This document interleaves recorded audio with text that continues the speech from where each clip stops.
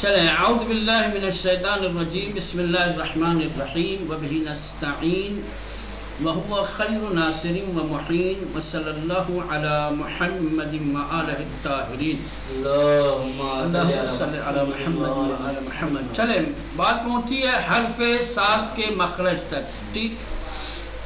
کہہ رہے کہ حرف صاد سین کی طرح ہی ادا ہوتا ہے، بس فرق یہ ہے کہ صاد کی آواز کو تھوڑا بھاری بنا کے نکالنا پڑتا ہے۔ صاد کیا ہے؟ صاد اہدنا الصراط المستقیم صراط الذین، نہیں کہیں گے صراط، آواز کو موٹی بنا، صراط ہے نا، یعنی سین کو اگر موٹا کر دیا جائے تو وہی صاد ہو جائے گا۔ سین کو اگر موٹا بنا دیا جائے تو وہ صاد ہو جائے گا۔ اس کو آواز موٹی کرنے کے لیے گلے میں آواز بھرنی پڑتی ہے۔ کسی بھی چیز کو موٹا بنانے کے لیے گلے میں آواز بھرنی پڑتی ہے، گلے کو پرحجم بنانا پڑتا ہے نا۔ بس ایک چیز کا خیال رہے، صاد اور سین میں جو بنیادی فرق ہے وہ یہ ہے کہ سین میں سیٹی زیادہ ہوتی ہے، صاد میں سیٹی کم۔ دو چیز بس خیال کرنا ہے آپ کو، صاد بھی سین ہی کی طرح سے ادا ہوتا ہے، فرق صرف یہ ہے کہ اگر سین کو مفخم کر دیا جائے، سین کو اگر موٹا پرحجم بنا دیا جائے تو وہی صاد ہو جائے گا۔ ایک تو صاد کو موٹا بنا کے پڑھنا ہے، ایک دوسرے سین میں جو سیٹی نکلتی ہے وہ صاد میں نہیں نکلنی چاہیے، بس ختم، اتنا جان لو کافی ہے، ٹھیک ہے نا؟ دو باتیں صاد کے تلفظ میں اور اس کے ادائیگی میں اور اس کے مخرج میں خیال کرنا ہے۔ صاد بھی سین ہی کی طرح سے ادا ہوتا ہے، فرق صرف یہ ہے کہ سین کو موٹا بنانا پڑتا ہے تو وہی صاد ہو جاتا ہے، سین کو اگر مفخم کر دیا جائے، پرحجم بنا دیا جائے تو وہی سین صاد میں تبدیل ہو جائے گا۔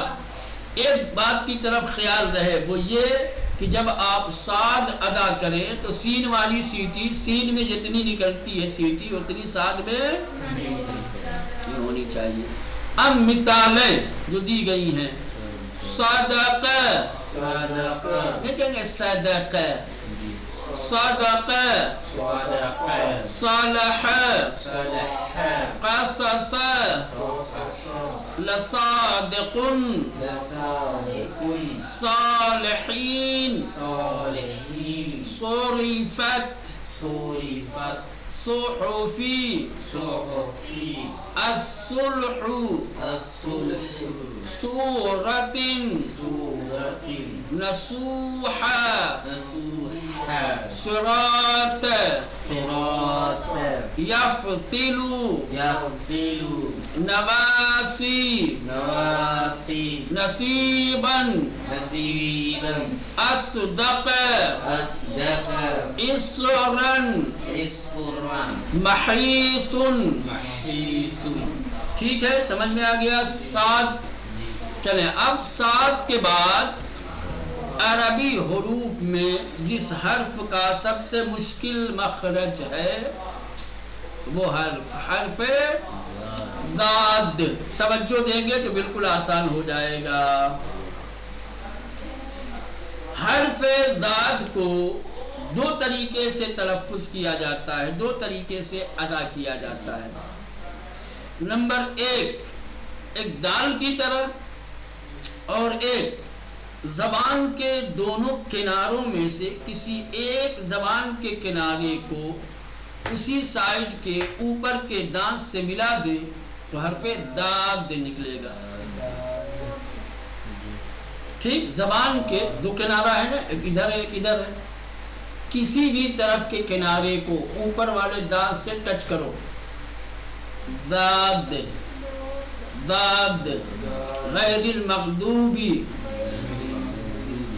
غیر المغضوبی جب آپ کہیں گے ذات کو جب تلفظ کریں تو زبان کے کنارے کو اوپر کے دانت سے تھوڑا سا ٹچ کریں، ملائیں کنارے کو، ٹھیک، نوک کو نہیں، اس کو کنارے کو، ہاں یہ حصہ،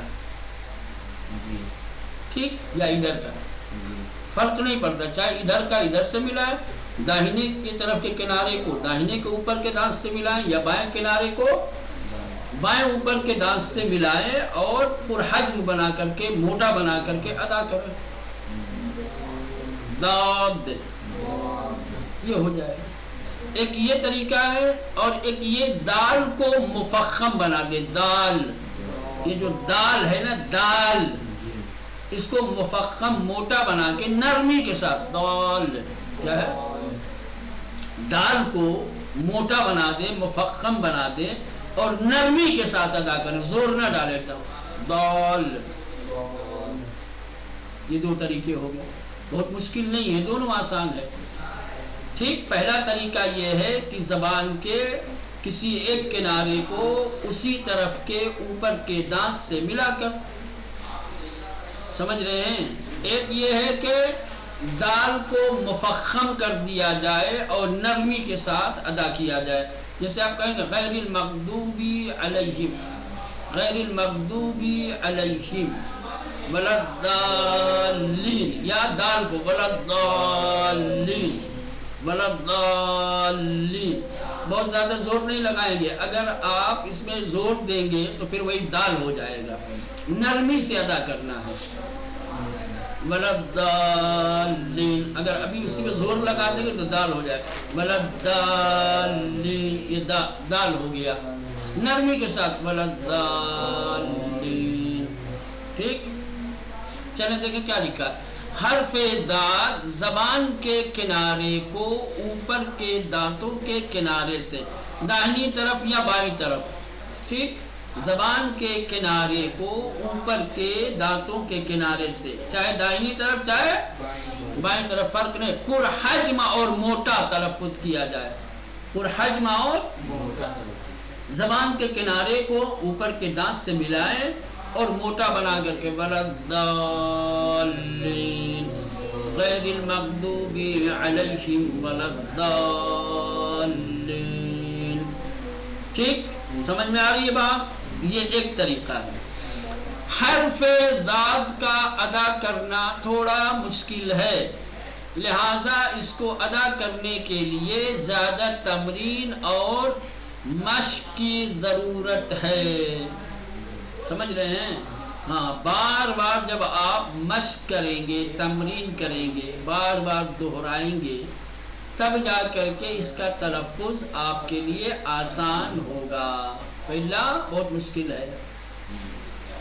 تو ایک طریقہ بتا دیا کہ زبان کے کنارے کو اوپر کے دانت سے ملا کر، موٹا بنا کر، پرحجم بنا کر ادا کرنا ہے، ٹھیک، ایک۔ اب آؤ آگے، کہہ رہے ہیں کہ اکثر مشہور قاریان قرآن کی تلاوت پر اگر دقت کیا جائے تو مشخص ہو جاتا ہے کہ حرف داد کو دال مفخم کی طرح ادا کرتے ہیں۔ کہ جو دنیا میں مشہور قاری ہیں، جن کی قرأتوں کی کیسٹیں ملتی ہیں یا سنتے ہیں آپ، جب آپ ان کی قرأت میں غور کریں گے تو آپ دیکھیں گے کہ وہ حرف داد کو، اسی دال کو مفخم موٹا بنا کر کے پڑھتے ہیں، حرف دال کو کیا کرتے ہیں، مفخم کر کے پڑھتے ہیں۔ کہہ رہے ہیں کہ اگر آپ بھی مشہور قاریوں کی طرح حرف داد کو ادا کرنا چاہتے ہیں تو یاد رکھیے گا، حرف داد کو دال کی طرح ادا کرنے کی صورت میں مفخم بنا کے نرمی کے ساتھ ادا کیا جائے، کیسے، ولا الضالین غیر المغضوب علیہم ولا الضالین، ٹھیک ہے، غیر المغضوب علیہم ولا الضال، تو دال ہو جائے گا، ٹھیک ہے، نرمی سے آپ کریں گے نا، دال کو موٹا بنا کے نرمی سے کریں گے تو ایک دم دال جیسی آواز نہیں نکلے گی، ہلکی پھلکی، یعنی دال اور زال کے بیچ کی، زال اور دال کے بیچ کی جو آواز ہوتی بلا دال، ٹھیک؟ ہاں چلیں مثالیں، ضرب، ضعف، ودعها۔ دیکھیں یہ جب مثالیں پڑھتے ہیں آپ تو مثالوں کو ایسے پڑھیے جیسے مخرج بتایا گیا ہے۔ مخرج کیا بتایا گیا ہے؟ زبان کے کنارے کو اوپر کے دانت سے ملا کر موٹا بنا کر، تو آپ ایسے ہی پڑھیے وَدَعَهَا ضَالِّينَ ضَامِرٍ ضُعَفَاءُ ضُرِبَتْ مغضوب لنفضوا نضجت في الأرض أرضي ذیرا، دیرا نہیں ہوگا، زیزا ہونا چاہیے تھا۔ چلیں پارشورت جو بھی لکھا، یضرب، یستضعف، مریض، ٹھیک؟ یہ ہو گیا حرف ضاد۔ چلیں ایک آخری حرف، حرف طا، حرف طا، تا کی طرح وہ جو دو نقطے والی تا ہوتی ہے بالکل ویسے ہی ادا ہوتی ہے، صرف فرق یہ ہے کہ تا کو درست موٹا بنا کر کے، سمجھ رہے ہیں کیا ہے؟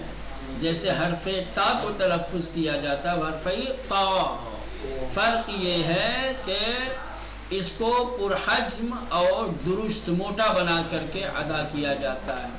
عربی زبان کا سب سے قوی اور مضبوط لفظ یہ ہے تا، تا۔ ہاں چلیں مثالیں اس کی کیا ہے؟ طیبۃ، طبقا، فطر، للطاغین، قنطار، طمست، طغیانا، محیط، طوبى، یطوف، طباقا، طفلا، ٹھیک؟ باقی ایسے آپ لوگوں سے درخواست صرف یہ ہے کہ ان حروف کے جو مخارج بتائے جا رہے ہیں ان مخارج کو یاد کریے اور یاد ہونے کے ساتھ ساتھ مسلسل تمرین کیجیے۔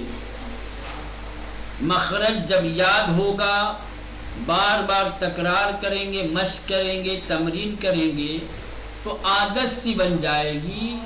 جب عادت سی بن جائے گی تو جس حرف کا جو مخرج ہے جب وہ حرف آئے گا نا تو خود بخود وہیں سے نکلے گا جہاں سے اس کو نکلنا چاہیے۔ آپ کو پھر بہت زیادہ توجہ دینے کی ضرورت نہیں ہوگی، لیکن اگر آپ تمرین نہیں کریں گے، مشق نہیں کریں گے تو جس حرف کو جہاں سے ادا کرنا چاہیے آپ جب وہاں پہنچیں گے تو تھوڑا سا ہڑبڑائیں گے، ٹھیک؟ پہلے تو سوچیں گے کہ اس کا مخرج کیا ہے، کہاں سے ادا ہوتا ہے، پھر اپنی زبان کو، دانت کو، منہ کو کیسے کیا کر کے وہاں لے جائیں گے، پھر ادا کریں گے، تو ٹائم لگے گا نا اتنا سوچنے میں۔